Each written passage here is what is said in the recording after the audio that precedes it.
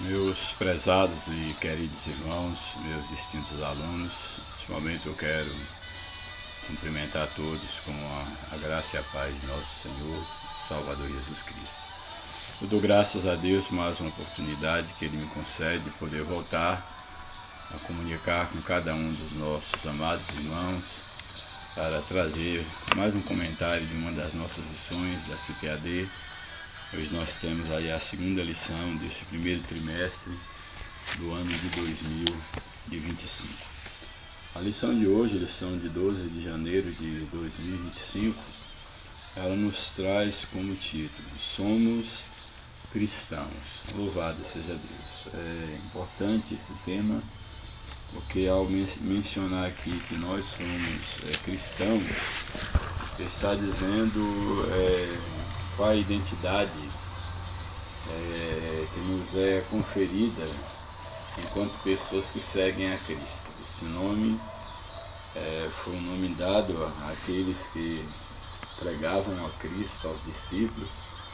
Eles foram chamados ali por uma comunidade ímpia, foram chamados de cristãos, porque eles falavam, eles pregavam sobre o Cristo. E foi um apelido. Se ao ter colocado esse nome, a intenção era zombaria no aspecto pejorativo, foi um nome que de fato pegou e de fato representa bem a nossa identidade, uma vez que nós somos seguidores de Cristo, portanto cristãos. Louvado seja o nome do Senhor. O textual da nossa lição, ele nos traz algo bastante importante aí do livro de Atos, capítulo 15, verso de número 19, quando diz assim: pelo que julgo que não se deve perturbar aqueles dentre os gentios que se convertem a Deus. Aqui fala aqui de dentro de um contexto onde há uma defesa em relação aos cristãos gentios, aqueles que se converteram ao cristianismo e que estavam sendo perseguidos pelos judeus convertidos ao cristianismo, que achavam que esses irmãos gentios, eles deveriam circuncidar-se, deveriam observar alguns preceitos da lei judaica como um complemento para a salvação. Porém, nessa reunião que tem em Jerusalém para tratar dessa questão ali dos judaizantes, essa questão da igreja gentílica, chega-se à conclusão que não se deveria perturbar, como o texto aqui, julgo que não se deve perturbar aqueles dentre os gentios, aqueles que foram chamados dentre os gentios, que haviam se convertido a Deus. Eles não deveriam ser incomodados, não deveriam ser perturbados, sendo levados a entrarem debaixo do jugo da lei, debaixo da servidão, uma vez que eles encontraram com a verdadeira liberdade que era Cristo Jesus. E não fazia nenhum sentido, porque Cristo ele é o cumprimento da lei, e ele veio para judeus e gentios. Ele veio para resgatar o homem do pecado e ligar o homem de volta para Deus, um homem que estava escravizado pelo pecado, e a lei veio demonstrar a incapacidade do homem de servir a Deus e ao mesmo tempo apontar a necessidade de um Salvador. E uma vez que os gentios eles tinham conhecido a Deus, aqueles que haviam se convertido a Deus, eles não deveriam ser perturbados, não deveriam ser incomodados para estarem debaixo de um jugo, sendo que Jesus veio de fato retirá-lo de sobre o homem. Louvado seja o nome do Senhor. A verdade prática nos afirma o seguinte: o cristianismo é uma religião de relacionamento pessoal com Cristo, o ressuscitado, ou com o Cristo ressuscitado, e não um conjunto de regras e ritos. É bem interessante porque a ideia, o coração do cristianismo é levar o homem a ter como único Deus, como único Senhor, é Cristo, que é o Deus encarnado. E o cristianismo ele se resume na pregação da necessidade do homem arrepender-se dos seus pecados e ter um relacionamento com Cristo. Então, o relacionamento com Cristo é a base do cristianismo. Todo o cristianismo ele gira em torno dessa questão de uma relação pessoal com Cristo, sendo essa a tônica maior do cristianismo. E se entrar em um processo de relação, de um relacionamento profundo com um Deus que morreu e ressuscitou, que é Jesus Cristo, isso vai de encontro a toda a possibilidade do homem voltar a estar debaixo de um conjunto de regras, de rituais, como, por exemplo, os judaizantes queriam submeter aos gentios convertidos. Então aqui está mostrando a diferença entre o cristianismo e inclusive o judaísmo, demais religiões, pois o cristianismo ele consiste exatamente no relacionamento pessoal com Cristo, e sendo assim não faz nenhum sentido que o cristão esteja sendo submetido a um conjunto de regras e de ritos religiosos, uma vez que ele está relacionando com Deus, com o Cristo não morto, mas com o Cristo ressuscitado, como o comentarista aqui ele nos assevera. A leitura bíblica em classe, que a lição ela vai trazer para a nossa reflexão, está no livro de Gálatas, capítulo de número 2, o verso 1 ao 9 e o verso 14 do capítulo 2 do livro de Gálatas. Portanto, Gálatas, capítulo 2, verso 1 ao 9 e depois o verso 14. O verso 1 do capítulo 2 de Gálatas nos diz o seguinte: depois, passado 14 anos, subi outra vez a Jerusalém com Barnabé, levando também comigo Tito. Aqui Paulo ele está falando sobre o momento quando ele sobe a Jerusalém após 14 anos após a sua conversão, onde ele está ali pela região da Arábia, no deserto, pregando já, evangelizando os gentios, e agora ele sobe, depois de 14 anos, ele sobe a Jerusalém, porém agora na companhia de Barnabé, aqui o seu companheiro de missão. Ele sobe então até Jerusalém, aqui ele fala, subir outra vez com Barnabé e levando também consigo a Tito.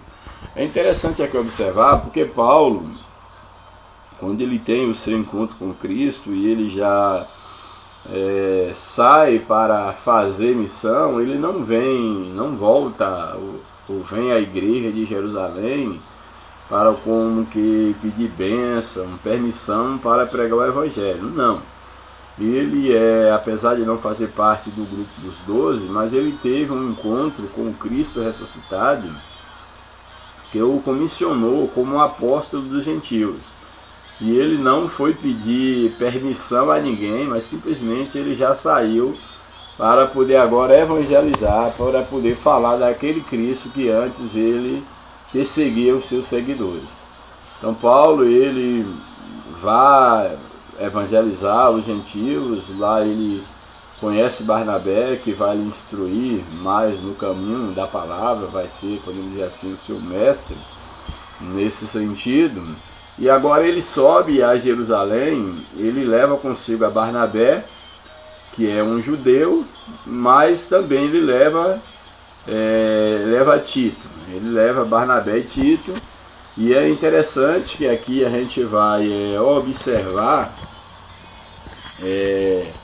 algo bem interessante no decorrer da história, é que Tito, ele era um grego, e aí exatamente Paulo, ao subir ali para falar da obra e da missão que ele estava fazendo entre os gentios, ele leva consigo um gentio, que era exatamente Tito, um grego convertido, um companheiro seu de missão. E ele vai junto com Barnabé, que é, no caso, já um conhecido da igreja, que é um judeu.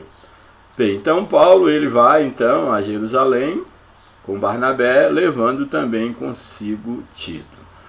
Aí o verso de número 2 diz o seguinte: e subir, ele foi a Jerusalém, ele quer dizer o motivo porque ele foi a Jerusalém, e aqui já deixa bem claro que não foi uma convocação, uma intimação por parte dos apóstolos, mas ele recebeu de Deus, houve um profeta Ágabo, ele falou sobre uma fome que haveria em toda a terra, e Paulo foi informado dessa fome, e já no caso na Judéia e em Jerusalém, os irmãos já estavam passando dificuldade, e ele recolhe uma oferta lá em Antioquia, que é a sua base missionária para os gentios, e ele vai levar essa oferta, ele leva uma doação para aqueles irmãos necessitados.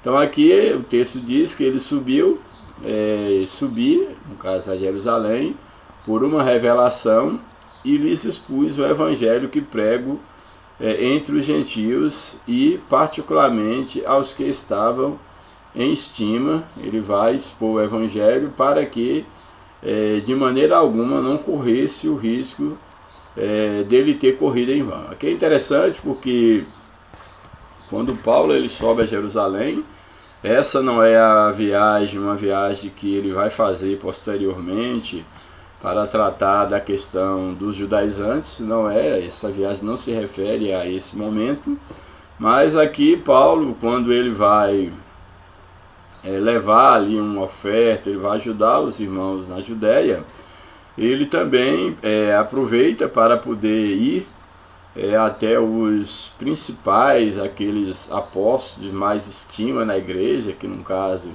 seria Tiago, Pedro e João, para poder informar-lhes sobre o trabalho que estava sendo feito entre os gentios. Ele não vai lá para pedir aprovação para o que ele estava fazendo, ou para pedir orientação necessariamente. Ele vai para poder falar do trabalho, vai para ajudar, no caso, as igrejas ali da Judéia, e ao mesmo tempo levar uma oferta, segundo um outro contexto, e vai relatar sobre o trabalho que está sendo feito entre os gentios, e leva inclusive Tito consigo, que é um gentio convertido.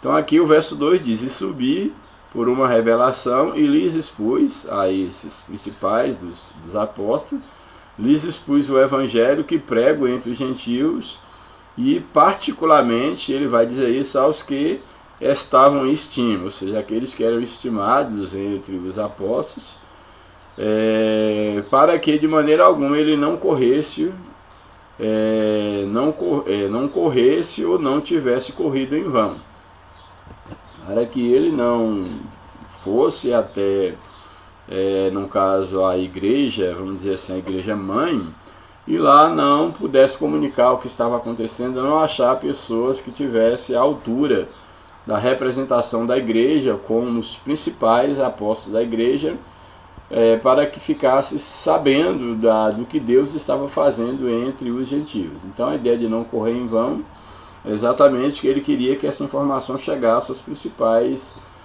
vamos dizer assim, pais da igreja de Jerusalém, da igreja judia.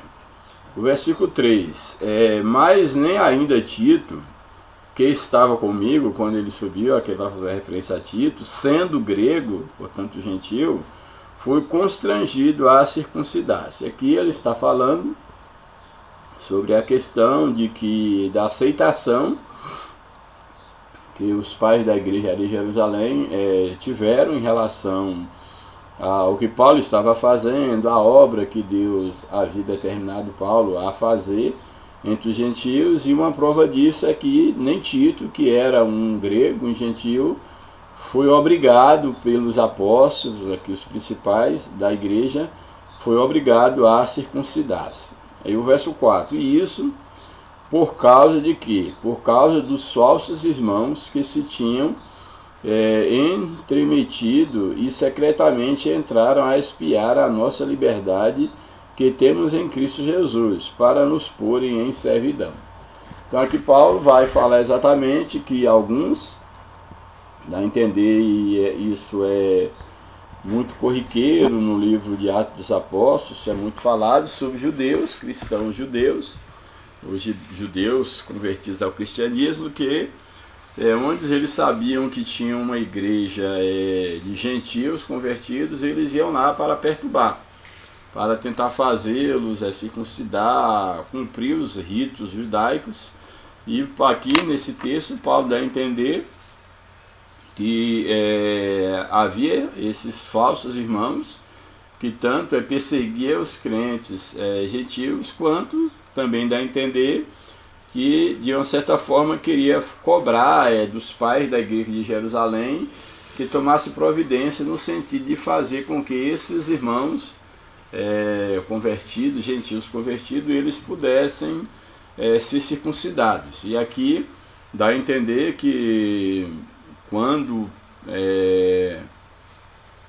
Paulo vai ter com esses irmãos em Jerusalém, alguns ali adentraram, tiveram acesso à reunião de uma certa forma, ou a esse encontro, não uma reunião, um concílio, não era, na verdade não era um concílio, mas eles tiveram oportunidade ou meios de intrometer, vamos dizer assim, entre a reunião, ou tentar intercalar ou interpor ao trabalho que Paulo estava fazendo, espiando ou atrapalhando a liberdade dos cristãos gentios que eles desfrutavam em Cristo, para tentá-los colocá-los debaixo de uma servidão. Então aqui ele está fazendo um contraste que nem os apóstolos, os principais apóstolos da igreja,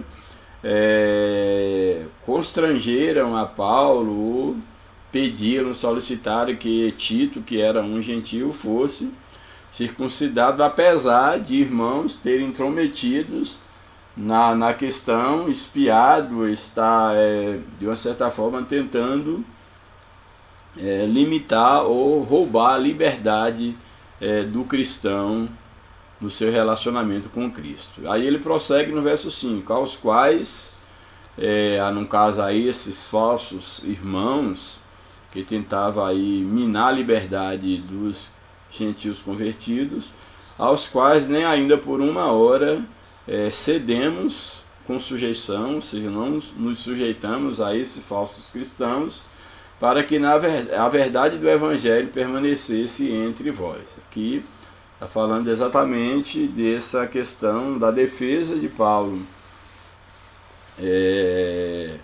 aos Gálatas, irmãos da Galáxia, em relação à acusação, à intromissão desses falsos irmãos, falsos cristãos judaizantes.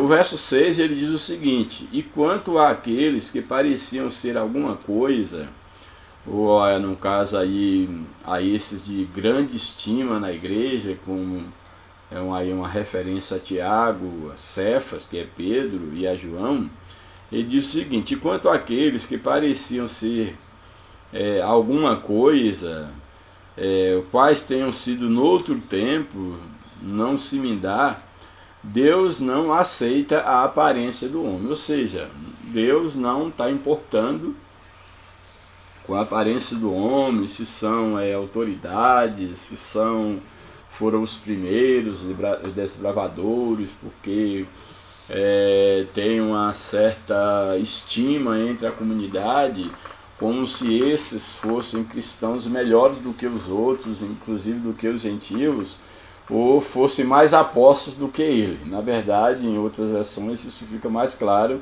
que Paulo está dizendo que quanto àqueles que pareciam ser nobres entre os apóstolos, que eles não eram em nada superior a ele. E a versão GT que diz que eles não acrescentaram nada a Paulo.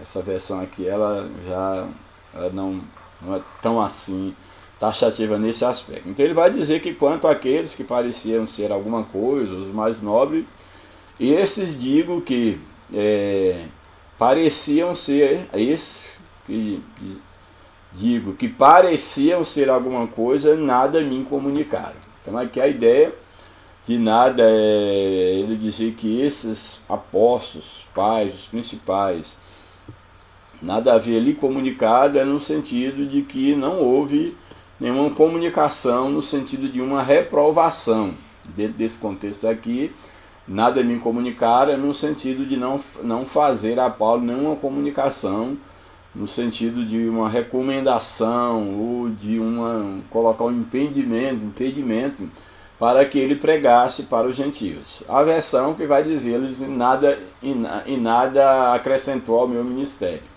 Aí são versões diferentes, cada uma a gente deve estar ponderando aqui os pontos de cada forma da versão que você está lendo, mas aqui dentro desse contexto, detendo a essa versão especificamente falando, o que Paulo está dizendo é que ele não foi comunicado no sentido de receber uma comunicação, uma advertência quanto ao trabalho que ele estava fazendo entre os gentios, nenhuma comunicação no aspecto negativo. Aí verso 7 ele vai dizer, antes pelo contrário, ao invés de receber uma comunicação, uma repreensão, diz o seguinte, pelo contrário, quando viram esses apóstolos, quando viram que o evangelho da incircuncisão me estava confiado, como a Pedro da circuncisão, que Pedro era o representante ali do apóstolo da circuncisão, ele vai dizer que aqui Paulo expressando aos Gálatas que esses apóstolos, na pessoa de Pedro, que era da circuncisão, eles se alegraram em saber que Paulo foi chamado para ser um apóstolo da incircuncisão, ou seja, dos incircuncisos, dos gentios. Eles, pelo contrário, ficaram alegres em saber que assim como a Pedro foi confiado o apostolado para os circuncisos, ou seja, para os judeus convertidos, eles ficaram felizes porque Paulo foi chamado para pregar o mesmo evangelho, o mesmo Cristo, a mesma salvação, a mesma liberdade para os gentios agora convertidos. Louvado seja o nome do Senhor. E o verso 8 diz o seguinte, porque aquele que operou eficazmente em Pedro para o apostolado da circuncisão, esse operou também em mim com eficácia para os gentios, ou seja, para os incircuncisos.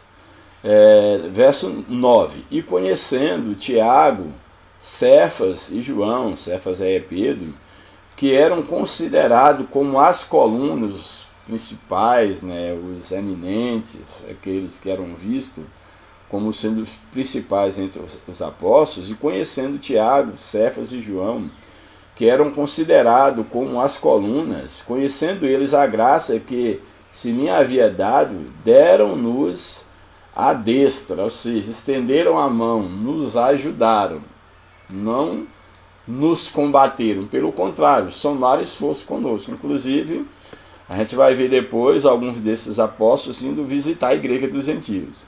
Então aqui Paulo está dizendo que eles deram a ele, no caso a Paulo e a sua comitiva, Barnabé, a Tito, diz que deram-nos a destra, que destra aqui quer dizer mão, ou seja, no sentido metafórico, da mão no sentido metafórico, em comunhão comigo e com Barnabé, para que nós fôssemos aos gentios e eles a circuncisão. Ou seja, firmaram a parceria. Então vocês continuam pregando para os gentios e nós iremos pregar para os judeus. Essa é a ideia aqui do que o apóstolo está falando. Verso 14, mas quando vi que não andavam, aqui já um outro contexto, aí está no livro de Gálatas, no capítulo 2, mas aí já lá no verso 14 já fala de um momento quando Pedro ele estava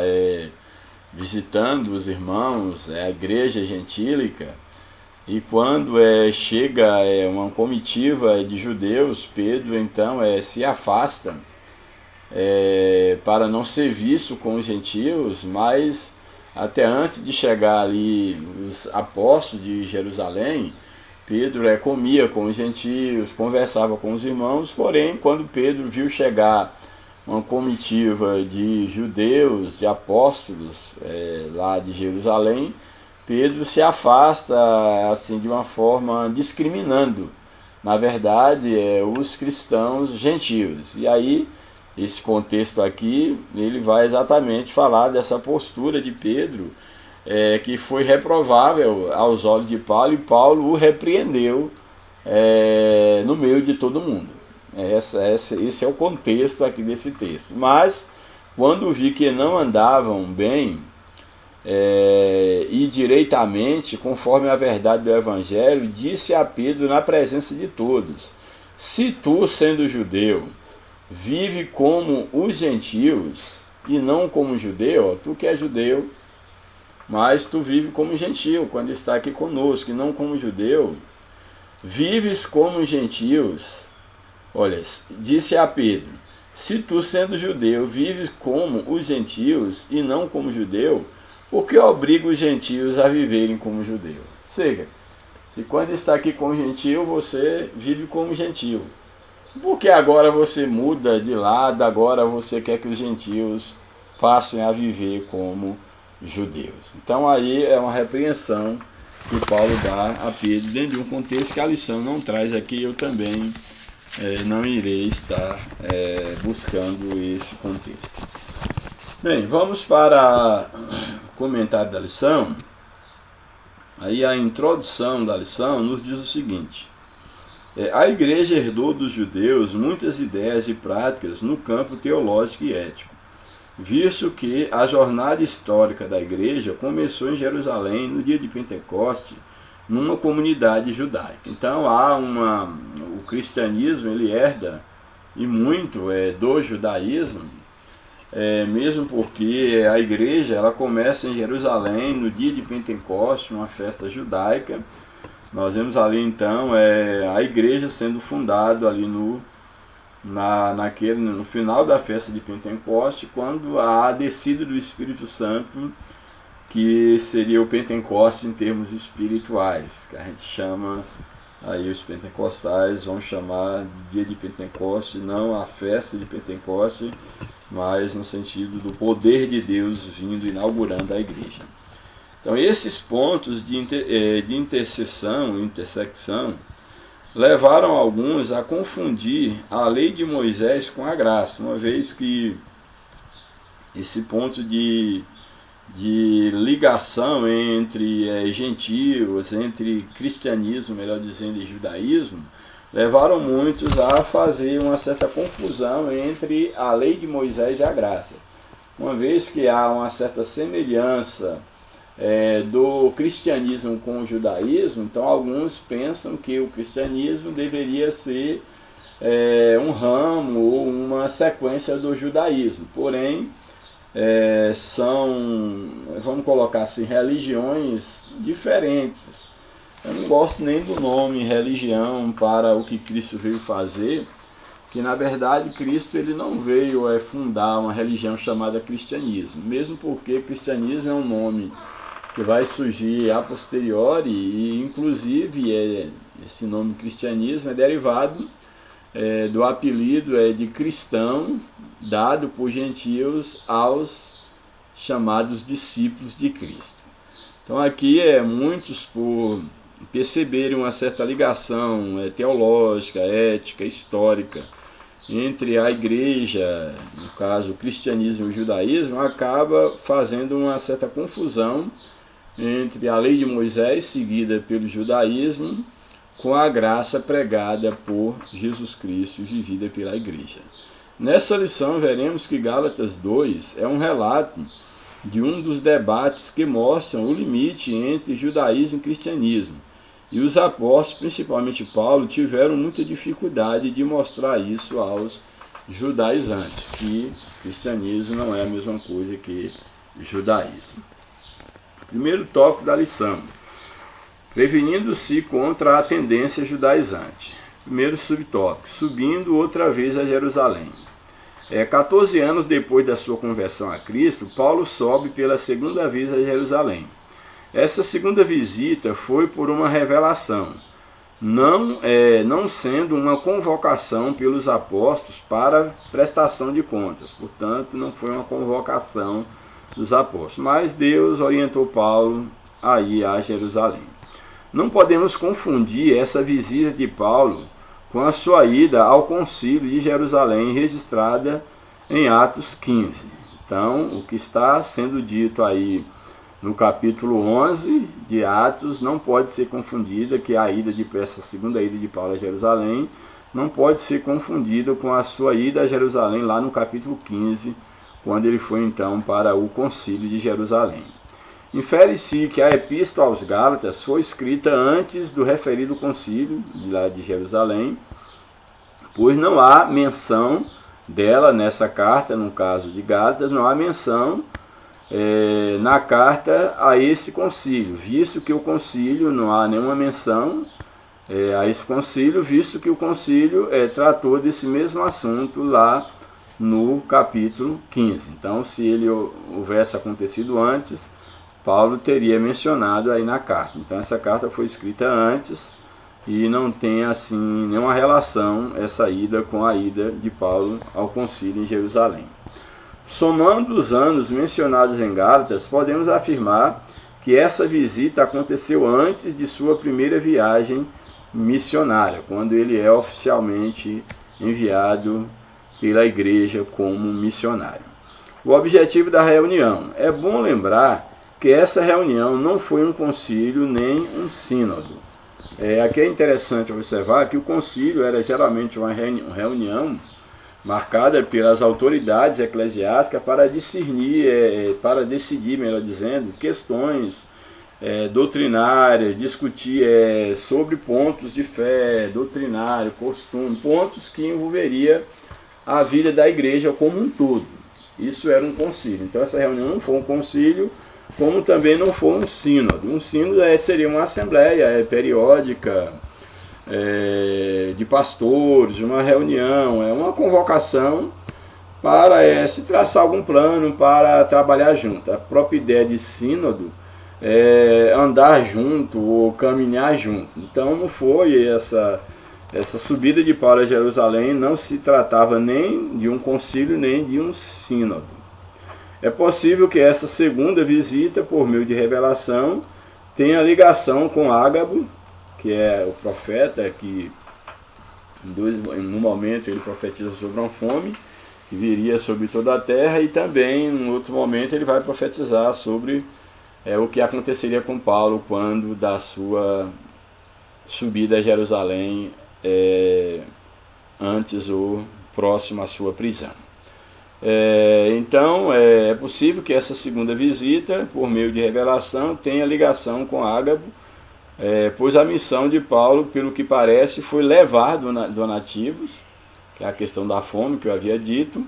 A função de Paulo nessa missão foi levar donativos para os irmãos pobres da Judéia.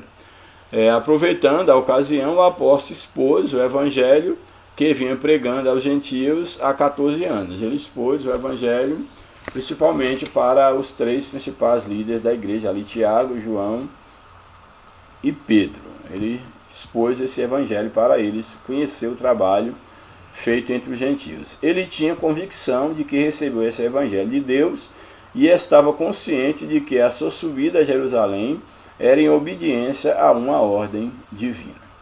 Subtópico 3. Tito e a circuncisão. Barnabé era judeu e seu nome aparece 3 vezes neste capítulo. Sua presença na reunião em Jerusalém não seria um problema, ou seja, Barnabé participar da reunião em Jerusalém não era nenhum problema porque ele era judeu. Agora Tito, sim, seria um problema, no caso, não foi para os principais apóstolos da igreja, mas seria para os judaizantes, para os falsos cristãos, vamos dizer assim. Então sua presença, a presença de Barnabé, não seria nenhum problema. Tito, no entanto, sendo grego, foi um risco que Paulo correu, mas não foi uma provocação introduzir um incircunciso no seio dos judeus. Ele não fez isso para provocar, em hipótese nenhuma. Pelo contrário, a companhia, Tito na companhia, era uma amostra do que Deus, de que a salvação também havia chegado aos gentios. Louvado seja o nome de Jesus. Encontramos no Novo Testamento a compreensão e a tolerância de Paulo com os fracos na fé, a ponto de circuncidar Timóteo, mas ele era um judeu, pois sua mãe era judia. Então, enquanto Tito ele não foi obrigado a circuncidar, nós vemos no outro momento a compreensão de Paulo, dele pedir a Timóteo para que Timóteo circuncidasse, mesmo não sendo obrigado, porque ele era cristão, mas uma vez que ele a sua mãe era judia, para não estar quebrando uma tradição, não havia nenhum problema, por uma questão de costume cultural, Paulo achou prudente que, no caso de Timóteo, ele fosse circuncidado. No entanto, nessa reunião em Jerusalém, onde expôs o evangelho que pregava aos gentios, ele não cedeu nem um pouco, nem por uma hora, como está lá no verso 5. Isso por duas razões. Quais são as razões? Primeira razão, porque Tito era grego, então ele não poderia ser falso, uma vez que seu evangelho, a salvação chegou aos gentios, o que agora ele iria recriminar Tito ou exigir Tito que circuncidasse. Depois, em outro momento, porque estava em jogo a verdade do evangelho, que o evangelho é para todos, então não poderia, se o evangelho era só para os judeus, só para os circuncisos, então estava em jogo a verdade do evangelho e o futuro do próprio cristianismo. Senão o cristianismo seria apenas uma religião, seria o judaísmo, na verdade. Então não faria nenhum sentido o surgimento do cristianismo. O tópico 2 da lição a tendência judaizante no início da igreja. Eu vou tentar adiantar aqui que mexi com poeira e minha garganta está um tanto quanto agitada. A tendência judaizante no início da igreja. O espanto do apóstolo. Tão logo Paulo retornou de sua viagem, ficou sabendo que os irmãos da Galácia estavam vivendo outro evangelho. E isso deixou o apóstolo estarrecido e atônito pela rapidez do desvio deles. Quando Paulo volta a Galácia, ele fica surpreso como os irmãos estavam desviando tão rápido dos ensinamentos que ele havia dado. O verbo grego metatiteste, deixar, abandonar, desertar, mudar de pensamento, virar casaca no nosso entendimento. O sentido que o apóstolo emprega nessa passagem. Era na antiguidade, esse sentido tinha a ver quando alguém que desertava de um exército ou se rebelava contra ele, que a ideia aqui do espanto desses irmãos estarem desertando tão facilmente da fé. Esse era o sentido ligado a esse contexto do desertar de um soldado do exército. Isso significa também mudança de partido político, também tem esse sentido, de filosofia ou mudando de religião. Em outras palavras, aqueles irmãos gálatas estavam abandonando a fé. E aí, claro, Paulo vai estar os exortando para que eles não fossem levados tão facilmente por falsos cristãos, falsos mestres, que adentravam dentre aqueles irmãos, fazendo desviar da liberdade, da fé que há em Cristo Jesus, sendo levados a estarem debaixo do jugo da lei.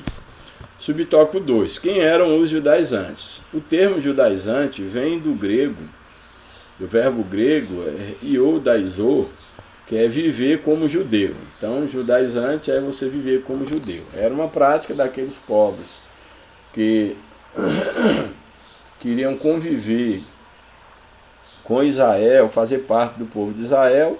A condição era que eles se circuncidassem para tornar como um judeu. Daí a ideia, os judaizantes seriam aqueles que pregavam a necessidade de que os gentios que quisessem viver como judeus deveriam se circuncidar. Daí a ideia seria a ideia aí do judaizante, que seria viver como judeu, adotar costume judaico ou rito judaico.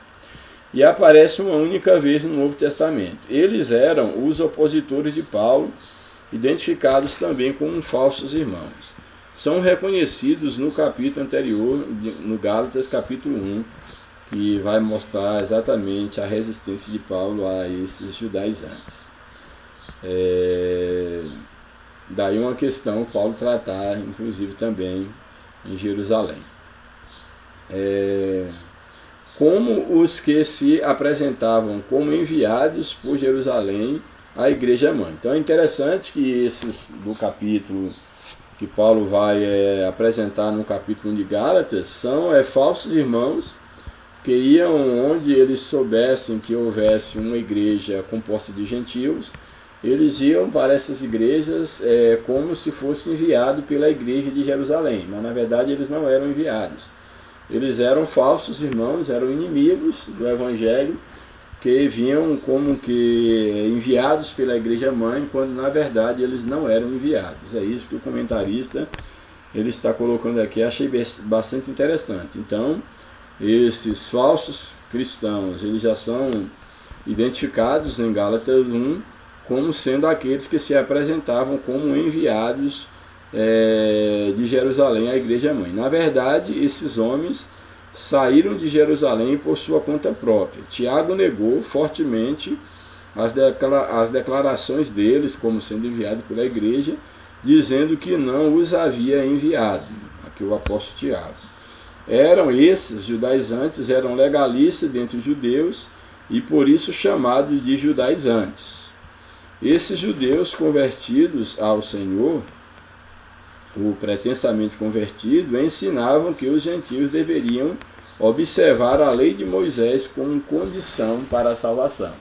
Ou seja, na verdade, a atitude deles estava invalidando o sacrifício de Cristo.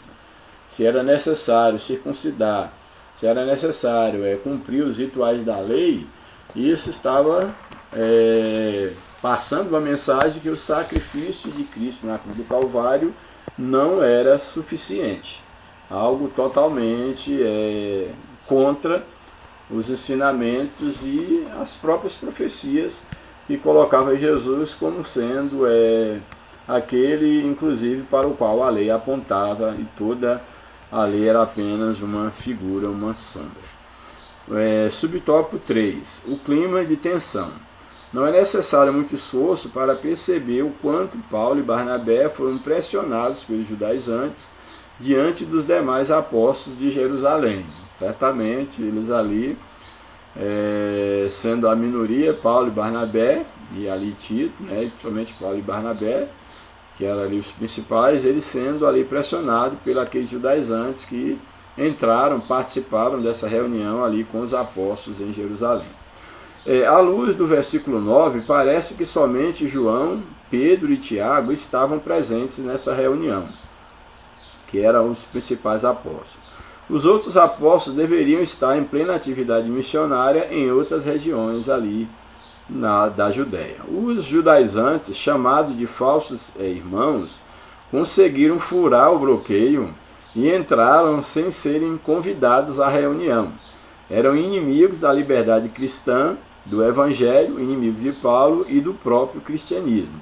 O pior de tudo é que essas pessoas estavam infiltradas na igreja e conseguiam até entrar nas reuniões apostólicas. E isso é bem interessante, porque não só no passado, até no presente, existem aqueles que inclusive conseguem até chegar ao ministério pastoral usando os meios mais diversos possíveis, E se for observar na atualidade, onde felizmente o pecado da simonia, o apadrinhamento político, aí tem sido praticado, principalmente nas grandes convenções, e nem todos que se tornam pastores, que chegam ao ministério, são na verdade homens de Deus, têm vocação para o ministério, são chamados por Deus. Existem muitos infiltrados, inclusive pessoas que Satanás, de uma certa forma, acha uma brecha e coloca para entrar no ministério, para acabar com a igreja, para semear o joio no meio da igreja, para trazer escândalo no evangelho.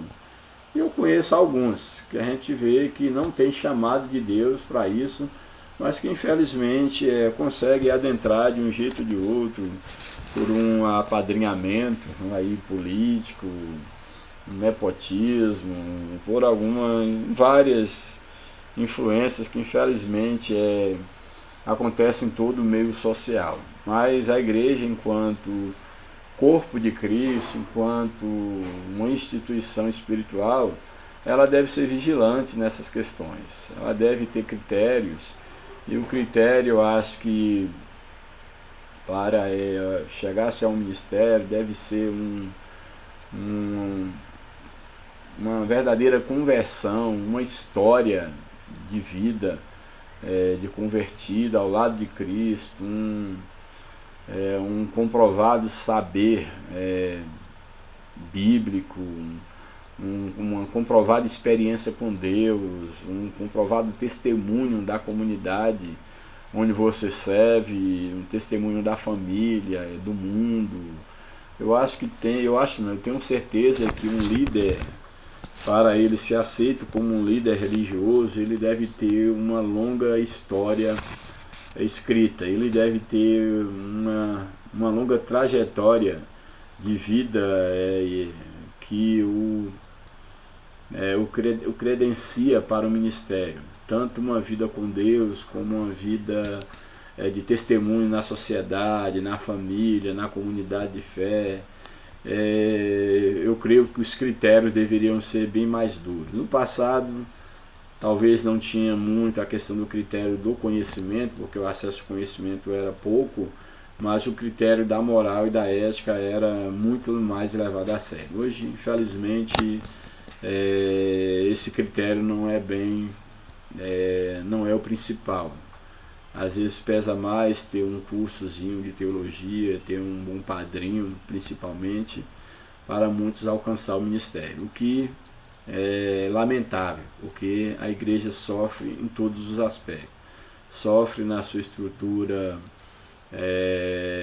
doutrinária, sofre no testemunho em relação ao mundo lá fora, sofre por viver um evangelho de fachada, e de fato o nome de Deus ele acaba sendo blasfemado através de muitos daqueles que se dizem pastores.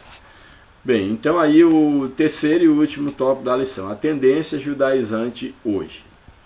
Primeiro subtópico, o mesmo evangelho. O evangelho é um só, não há dois evangelhos. O evangelho de Pedro, de Paulo, ou seja, o evangelho de Pedro aos judeus, de Paulo aos gentios, era o mesmo evangelho. Só mudava o público-alvo, mesmo porque Jesus morreu por todos. A Bíblia diz que não há mais judeus nem gentios, mas há um só povo, que é a igreja, o corpo de Cristo. Então o evangelho é um só, não há dois. O evangelho de Pedro e o de Paulo, também chamado respectivamente de evangelho da circuncisão, que é o de Pedro, e da incircuncisão, que é o de Paulo, são meras formas de apresentação, pois o conteúdo é o mesmo. Ambos receberam uma incumbência da parte de Deus, mas com audiências diferentes, para públicos diferentes. O compromisso de Paulo era com os gentios. Ele foi constituído por Deus apóstolo e doutor dos gentios, para pregar aos não-judeus. O de Pedro era com os judeus, mas a mensagem é a mesma que Paulo pregava, louvado seja Deus. Era o evangelho de Cristo.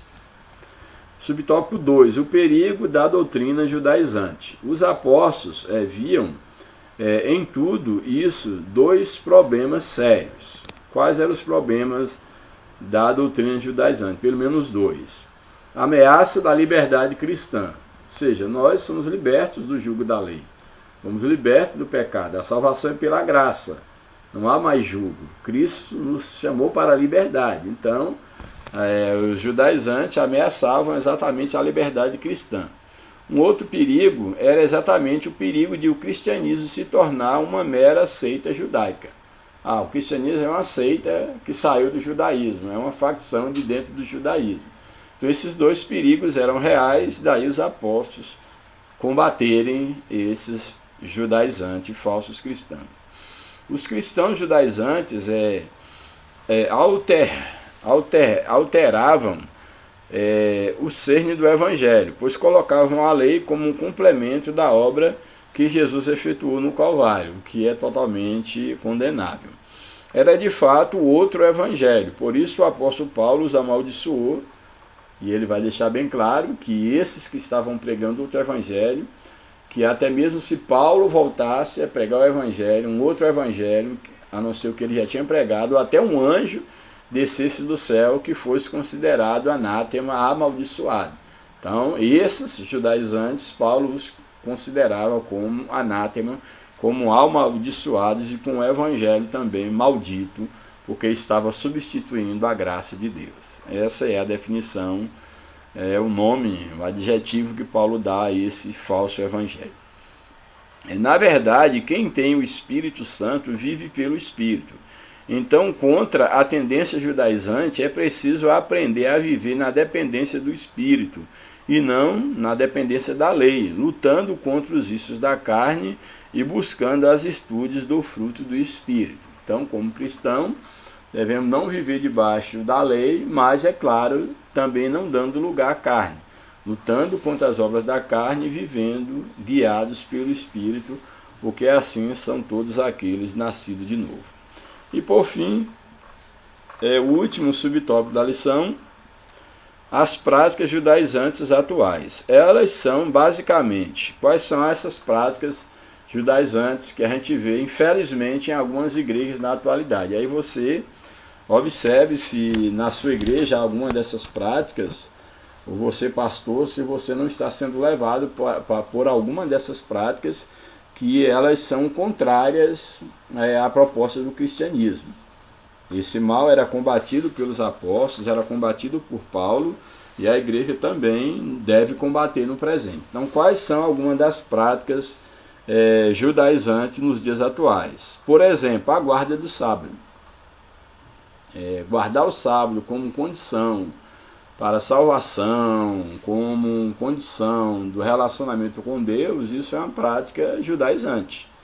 Sabemos que o sábado ele tem o seu valor enquanto um dia mesmo de descanso, e o sábado é inclusive anterior à própria lei, mas o sábado ele era uma figura, ele apresentava para o descanso que nós alcançaríamos em Cristo. Então, na verdade, Cristo é o nosso sábado.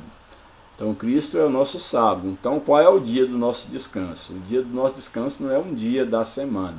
O nosso descanso não é nessa vida. O nosso descanso é o Senhor. Então, quem é o nosso descanso é o Senhor. Nós não guardamos o dia da semana. A gente sabe que a própria Bíblia, ela falava de guardar o dia do sábado como sendo um dia para a terra descansar, porque o homem precisava descansar, o homem tinha que ter um tempo para a sua família, tinha que ter um tempo para adorar a Deus, para louvar a Deus, o seu Criador. Era um dia santificado, separado, consagrado para Deus e para também o homem, para o descanso. Mas isso em termo físico. Então, em termo físico, continua válido que o homem tenha, sim, um dia de descanso. Ele não é uma máquina. Havia, no sentido judaico, toda a questão da guarda desse dia, como uma ordenança divina, quando Cristo ele ressuscita no primeiro dia da semana, aí os cristãos, aí eles elegem o domingo como sendo o dia representativo, o dia da ressurreição do Senhor, como sendo o nosso descanso, sendo o domingo. Mas o que eu quero deixar aqui em questão é que não há base bíblica nenhuma para nós estarmos guardando, reverenciando um dia da semana como sendo parte da doutrina bíblica da salvação, em hipótese nenhuma. Pregar que você deva guardar o sábado para ser salvo, ou guardar o domingo como um ponto de salvação, isso é uma prática judaizante, no caso a guarda do sábado. Mas se também colocarmos guardar o domingo como uma condição para a salvação, isso também é uma prática judaizante, só muda o dia.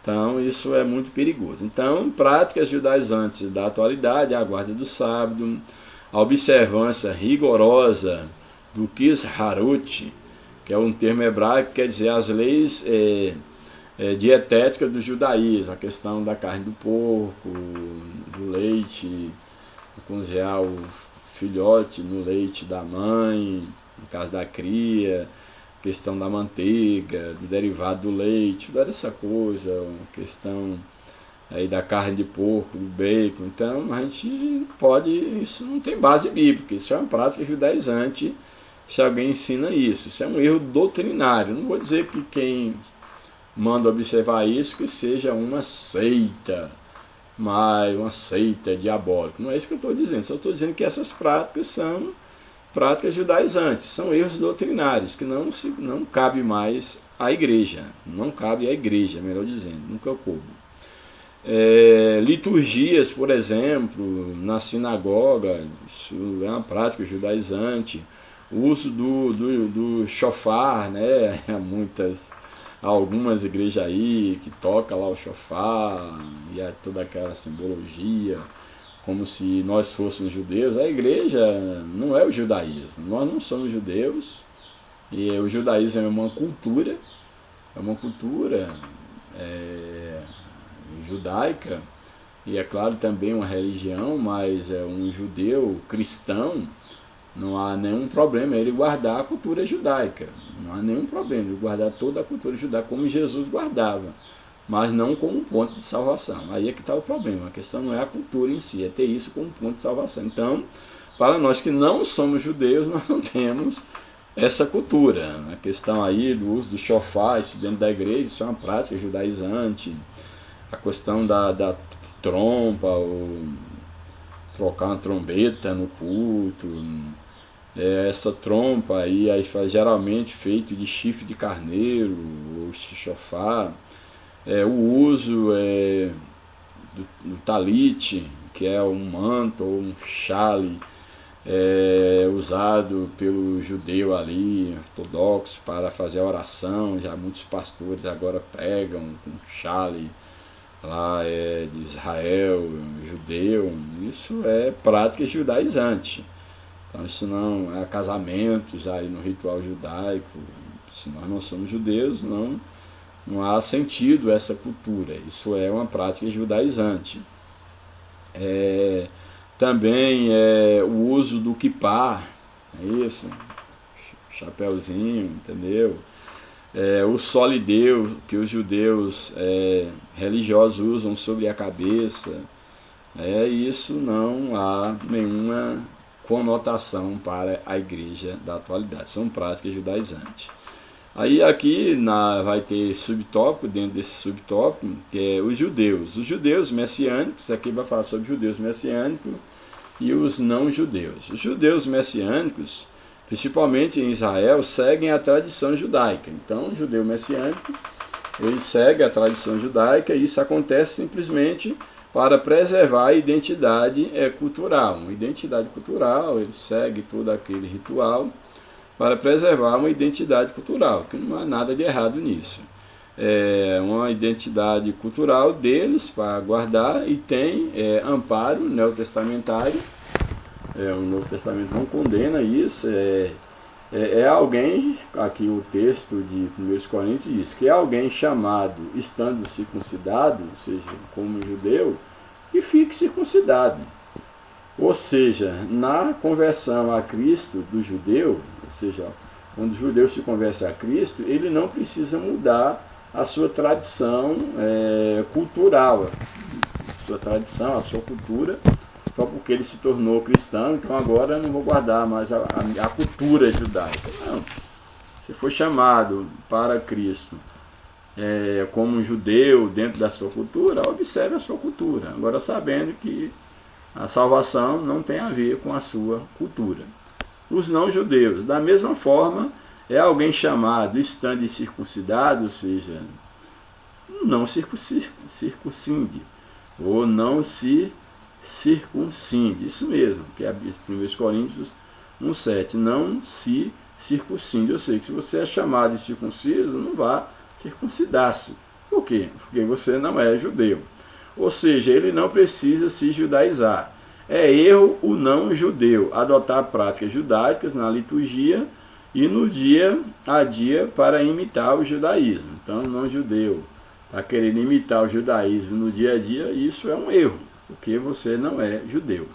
Paulo conclui: cada um fique na vocação em que foi chamado. Você foi chamado para o evangelho como judeu, sirva a Cristo como o único Senhor e Salvador e mantenha a sua cultura judaica.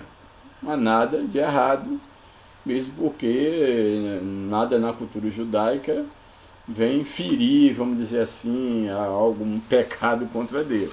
Você não pode achar que cultura, salvação é só pela fé, né? Pela graça mediante a fé.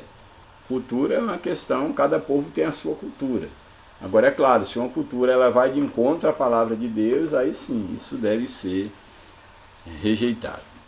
Bem, por fim, conclusão. O resultado da reunião foi desfavorável aos judaizantes.